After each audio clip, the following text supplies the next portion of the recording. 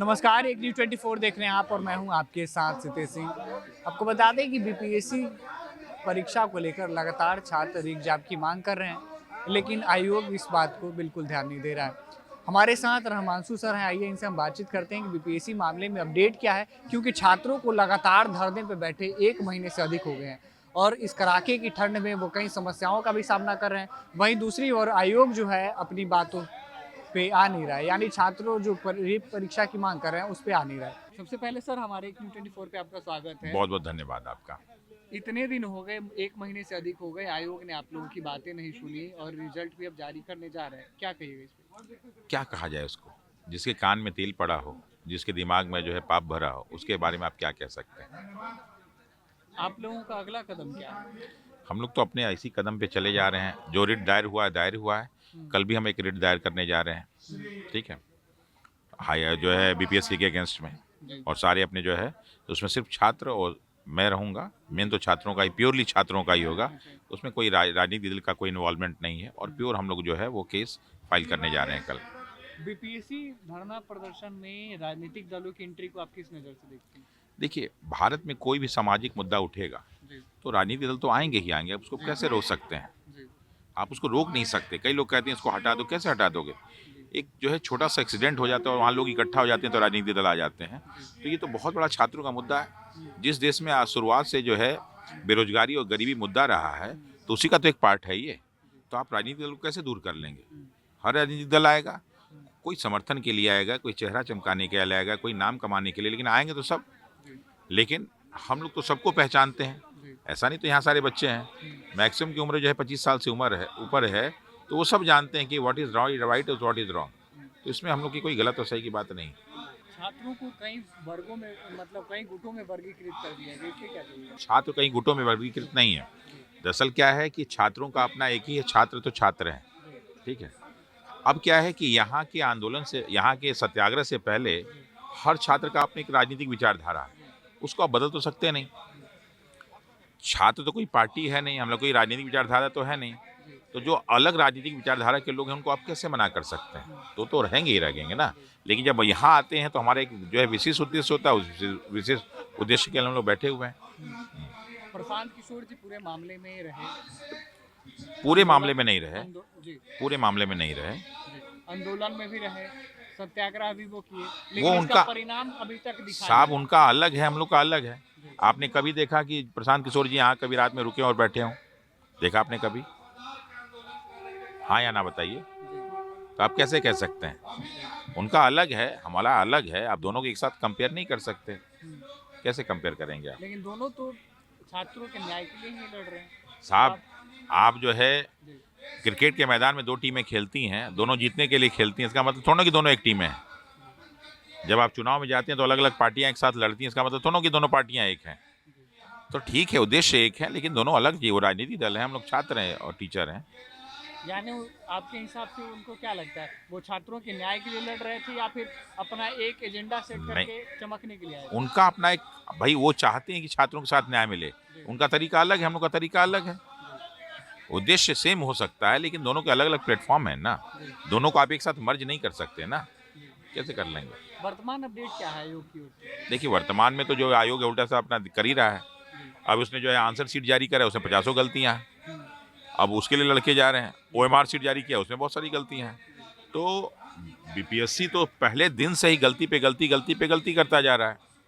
तो गलती जब कर रहा है तो कहते हैं ना, पाप का घड़ा भरता है ना, तो अब तो पाप का घड़ा भर के उछलना शुरू हो गया, उसमें से निकलना शुरू कर।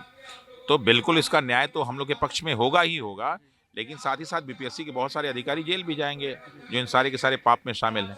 सर, एक और सवाल है कि जिन छात्रों के ऊपर मुकदमे दर्ज हुए थे उसका क्या अपडेट है? उस पर भी केस हो रहा है।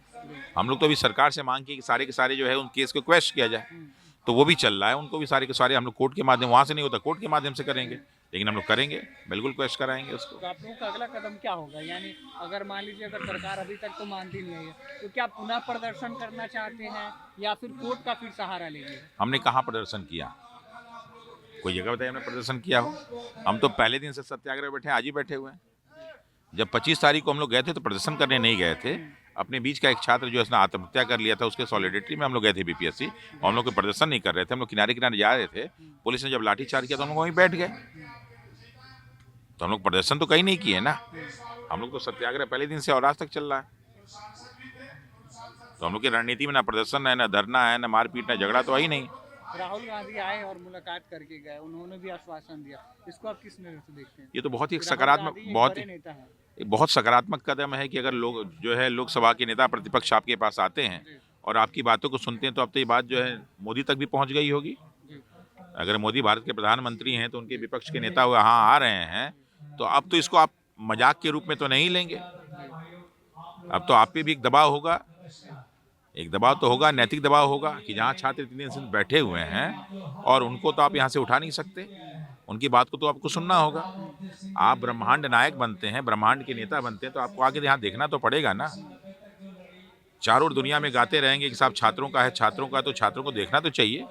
युवकों का देश है, युवाओं का देश है, ठीक है, तो युवाओं को देश की समस्या को समझना पड़ेगा।